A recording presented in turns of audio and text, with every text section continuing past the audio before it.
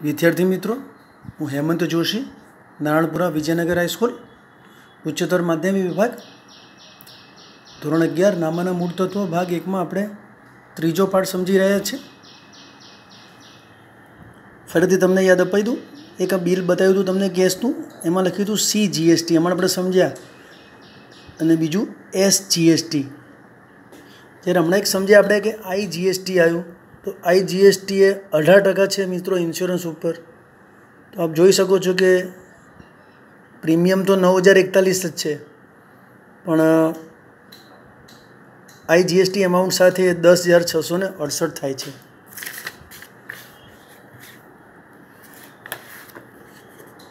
હવે મિત્રો વસેકના લાભ એટલે કે બેનિફિટ ઓફ CGST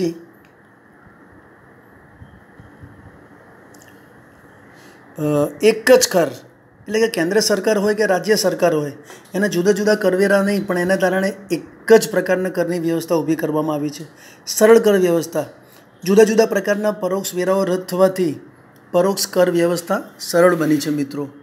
પછી બેવડા કર દૂર, વસેકના અમલીકરણ પહેલાં કર ભરનારાઓ માટે બેવડા કર ભરવાની જવાબદારી ઊભી થતી હતી, એટલે કે ડબલ ટેક્સ ચૂકવવો પડતો હતો, જે હવે દૂર થઈ ગયો છે। પછી ભાવ ઘટાડાનો લાભ, ઉપભોક્તા માટે એટલે કે ગ્રાહકો માટે વસ્તુ અને સેવાઓના ભાવમાં ઘટાડો થયો છે મિત્રો। સમાન વેરો, આખા દેશમાં સમાન વેરાની એક વ્યવસ્થા ઊભી થવા પામી છે।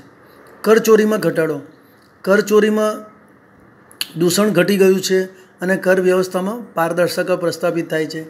પછી વસેક પરત જમા, ખરીદી પર ચૂકવેલ રકમ ચૂકવવામાં આવેલ વસેક વેચાણ પર ચૂકવવા પાત્ર વસેકમાંથી બાદ મળે છે, તેથી કર ભરનારે ચોખ્ખી રકમ ભરવાની હોય છે। અર્થતંત્રમાં ઉપયોગી, અર્થવ્યવસ્થામાં મજબૂતાઈ પ્રાપ્ત થાય છે। સમાન પ્રાદેશિક વિકાસ, રાજ્યોનો વિકાસ સમાન થવા પામશે, તેથી પ્રાદેશિક અસમાનતા ઘટી જશે મિત્રો। વહીવટી કામગીરીમાં ઘટાડો, કર ભરનારની હિસાબી કામગીરીમાં ઘટાડો થવા પામ્યો છે। સરકારી કામગીરીમાં ઘટાડો, કરવેરાની ઓફિસોમાં કામગીરીનો ઘટાડો થવા પામ્યો છે, કારણ કે આ બધું જ પ્રકારની વ્યવસ્થા ઓનલાઈન થઈ ગઈ છે મિત્રો।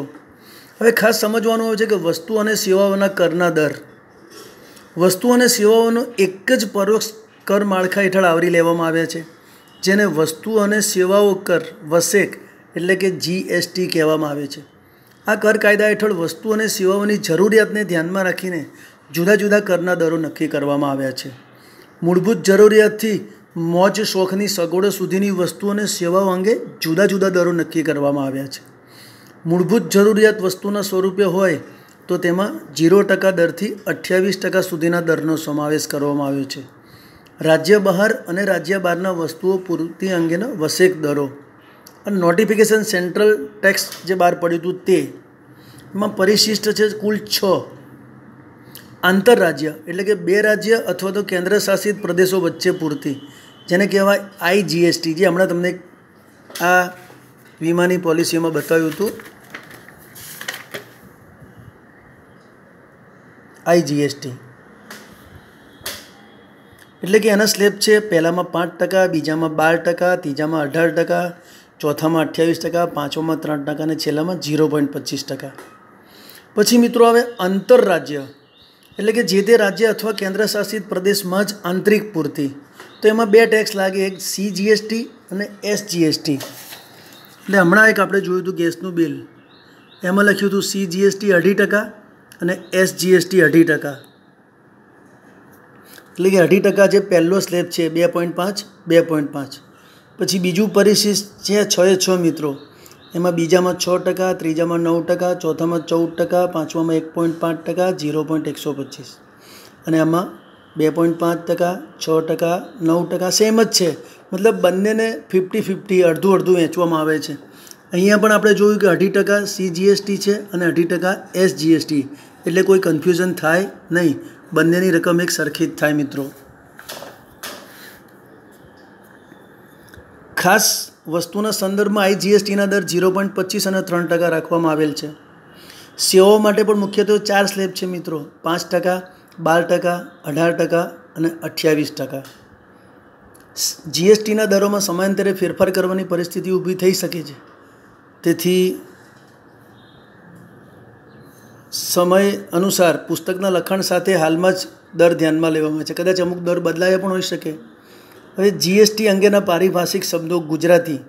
પૂર્તિ એટલે કે આપણે ખરીદ વેચાણ કરીએ તે, તો એને ઇંગ્લિશમાં કહેવાય સપ્લાય, જેને પરચેસ સેલ્સ.